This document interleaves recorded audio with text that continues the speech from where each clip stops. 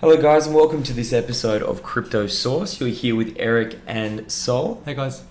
So today we're going to walk you through obviously how to get our funds out of the initial exchange. We've converted our AUD, our fiat, into a cryptocurrency. We chose Ethereum for the point of this demonstration. Now we can enter the rest of the cryptocurrency world. So this is really the exciting part, where you start to look away from all of these major cryptocurrencies and start to look into these real niche ones that have a lot of potential. They're really speculative, right, Sol? Yeah, exactly. It's the coins with smaller market caps and more room to grow. Exactly. So there are a couple that we are looking at the moment, and we'll run you through that in our later videos. But for now, we're going to show you how to actually enter that market in the first place. It seems a bit daunting at first, but it's really, really easy. All we need to do is first start by scrolling down. Go to the video for a second. First start by scrolling down, clicking on show more, and click on the link to Binance in the description. It's simple stuff, really. That'll get you onto the website. Now, we recommend Binance as our favorite exchange. It will give you a lot of access to all of these speculative coins. They also charge a very, very cheap brokerage. They have a huge span, a very large market supply. And they're one of the more favorable exchanges right now, with a few dodgy things going on with some of the other ones. Yeah, I think currently with 2 million users, they're the biggest in the world. Yeah, so definitely the place to be. So to obviously get started, it's a very similar process to the previous website that we were on, BTC Markets. We're going to kick off with register. Type in all of our details like we did before.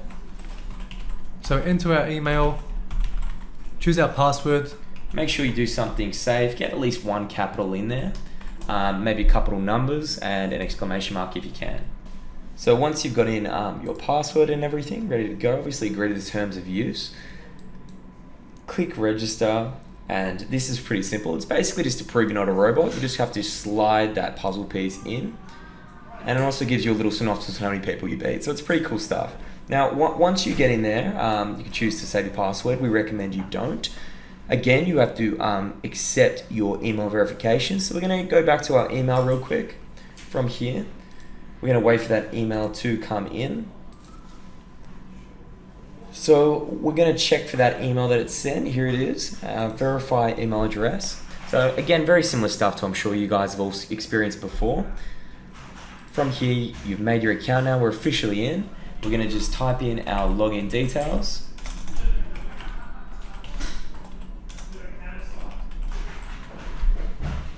Type in our password that we just set. We're just going to log in from here. Again, you have to slide through here. Prove you're not a robot. Oh, you beat 97% of users. Mate, I've had a lot of practice. And there we go, we're in. So again, we'd recommend you activate your two-factor authentication. At the end of the day, it's giving you a temporary password that's just going to confirm that you are the one signing into your account, because it's a temporary password that is only going to be on the device that you originally put it on, be it your mobile phone, obviously. So again, you have to download the Google Authenticator app, which we're going to list in the description again. You'll be able to find it in there. So we're going to click Google Authenticator. Simple stuff. You have to scan this code here or input this code. Now, we do recommend, as it says here, you back this up, because at the end of the day, if you lose this, you've lost it indefinitely. You're never going to get this back, and it's going to be one of the few ways that you are going to be. So this QR code is what we use to set up our Google Authenticator. We do want to make sure we back up this key, because if we lose it, it is gone. If you lose your phone also, this is the only way you'd be able to re-register that key. So if you lost your phone, you could indefinitely lose funds to your account. Is that yeah, exactly. Yeah. You don't want to lose your phone and not have this backed up, or else you just crucial. won't be able to get it. So where would be a safe place to put something like this? Just in your phone, in your room? Yeah, you'd want to print it out and maybe even make a copy and save it somewhere safe. You know, put it under your drawer, under your bed, somewhere no one's going to check. Yeah. And maybe even if you saved it out, kind of code it. So even if they did find it, they wouldn't be able to know which account it's for. Yeah, perfect. So we'll quickly scan that into our phones now, and we'll get back to you guys. So now we've scanned our QR code. We also have the option to disable it at a later point if we want to. We highly recommend that you do leave this on all times on your account because it is going to stop anyone getting into your account from being able to do anything with it. If they get your password, they can't do anything unless they have that Google authentication. So it's very important you keep that separate and you keep it turned on. And just for those that might lose their phone, you actually won't be able to disable it unless you've got access to that pass. So make sure you back that up, eh? Absolutely. So now we're going to show you how to actually deposit your funds into this exchange from the previous exchange. So this is the part that it scares a lot of people because it's a little nitty and gritty. It's not a process you've probably ever gone through before. But if you were to relate it to anything, you can pretty easily relate this to you transferring funds from one bank account to the other bank account, right, Sol? Yeah, that's a good analogy. It's pretty simple stuff. You got to think about it like, and I'll show you now. So when you're looking at your address, so your address is this unique ID that you see here. So that's equivalent of your BSB and your bank number. It's something that is unique to only your account and only you. Okay, so you can feel safe when you're transferring to that you were transferring to yourself. Just make sure you get every single digit right, Sol?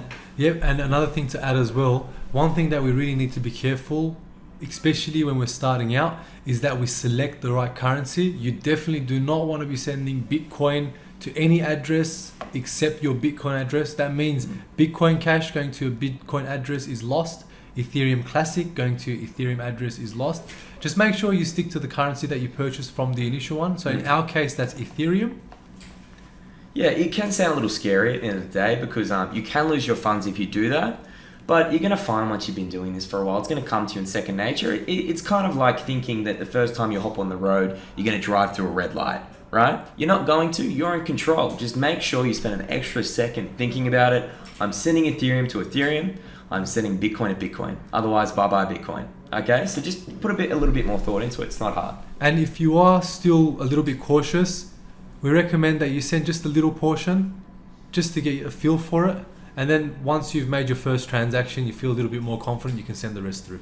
That's it. So what we're going to have to do from here is we're going to copy this address. This is our Ethereum address. We've gone deposit. I'll show you again. Ethereum deposit. We're going to copy this address because this is our address. And we're going to take that over to the other exchange. So from here, we're going to go withdraw Ethereum. We're going to find where it says Ethereum. We're going to put in our address and go withdraw all. So I'll show you guys that process again in case that was a little too fast for you. Feel free to fast forward if you got through that easily, but for the people that didn't get that the first time, we're going to go in here. We're going to go Ethereum deposit, find the address, copy the address. From here, we're going to go to the previous exchange that we purchased our Ethereum with the fiat on. We're going to paste that in here. I'm going to go withdraw all. Now you're going to notice you're going to be losing a little bit, very small minute amount, purely because there is a transfer fee. And then as a security measure, we also have to quickly put in our password as well. So I'll do that now. And then from there, we're ready to go. So you'll have a quick confirmation, just know that you're doing Ethereum to Ethereum. This cannot be reversed, etc. Very simple stuff. We'll go yes, and it's on its way. So if you have two-factor authentication, set up, you'll be prompted to put in that code. If you don't, you'll be sent a verification email. And if we go into our email, we can validate that transaction and send it across. So right now they are just waiting for a prompt from us. So I'll quickly go to my email now and confirm that. When we go in here, you will have an email awaiting. So once you go to your email, you're going to have an email that will just very simply say, hi, how you going? We had a request for this much money sent to this address, this much Ethereum rather sent to this address. Do you approve of this? If you approve, click here. Very simple stuff. Now, again, this is just a security measure. As Sol said before, this is essentially another two-factor authentication. It's looking for one factor, our password that we put into exchange, and the second factor, a confirmation from our email. So it's those two factors as two separate security measures to make sure that we are 100% the person that affiliated this transaction. So click on the link and withdrawal proven. We're through. So now if we click on our Binance account and give it a few moments, an Ethereum transaction usually takes about 20 minutes. But in a few minutes we should be able to see the transaction pending, and our funds on its way. Yeah, so again, like we said, because we're using Ethereum, it will be relatively fast. Now, if you were to use Bitcoin, you'd be expecting a lot more transaction time, right, Sol? Yeah, the Bitcoin only transacts so many times a second, and there's so many transactions happening now that there's a bit of a queue. And I think on last check it was 300,000 or something like that. It's some obscene number. So we highly recommend you do use Ethereum. It is becoming the standard to transfer between exchanges because it's a lot faster. So we'll wait for that. And cheaper too, actually. Sorry to interrupt, but it is actually cheaper too. Yeah, the transaction fee is also cheaper, something like 25 for Bitcoin. So we'll quickly cut this out and we'll let you know once it's come in. The reason why we used Ethereum was because Ethereum is a lot faster in its transaction time. So it's a lot smoother. The transaction fee is a lot cheaper as well, isn't it, Sol? Something like 25 for Bitcoin. Yeah, 25 for Bitcoin, and I think right now you're only looking at about 40 or 50 cents for Ethereum. Yeah, so that's huge. You're looking at upwards of 10,000% or something like that. So it only makes sense at the end of the day to use Ethereum. It's why it is becoming the standard across changing between these exchanges. So we'll wait for that to come in now, and we'll basically cut this part out to save you guys some time, but we'll expect it to take around 20. Okay, so we can see that our Ethereum has gone in now. At the top here, Ethereum, total balance, the exact amount that we've transferred. Too easy. So it's basically in from here. Now, obviously from here, we can start looking at some of the other speculative coins, which we will look at in our next video. So what we've basically done is we've taken our fiat currency, our Australian dollar, we've moved it across in the previous video. If you missed that, by the way, feel free to go back, check out the video before this. But we've moved our Australian dollar into one of these larger cryptocurrencies, be it Bitcoin or Ethereum. And then we've moved that across into an exchange that only lets you enter with cryptocurrency. And we're starting to look at some of the other coins that are out there now. So from here, what we can do is if we go up to exchange on Binance, go basic, you can go advanced if you feel like a more seasoned trader. You can obviously see very similar things you've probably seen before on trade websites. Yeah, the order book, a very conventional looking graph with the candles. So we're going to show you quickly how to move your Ethereum around. Now, because we've purchased Ethereum, you want to click on the Ethereum tab. And from here, you can scroll through the different cryptocurrencies that are out there. And you can also see the price changes between them. And you can basically click on that from there. XLM, for example, put in the amount you want, very similar to the exchange we're previous on, and you just press buy. Very simple stuff. And then you will have purchased that currency. Now, we will walk you through this more in the next video we do. But for now, it's just to give you guys a general gist. Feel free to play around with it. Yeah, I hope you enjoyed this presentation. Okay guys, that's it for today's video. If you enjoyed the video or got anything out of it, please like and subscribe. If you think your friends might benefit, please share it with them. If you think we may have missed anything or you'd like us to cover anything in particular, leave us a comment.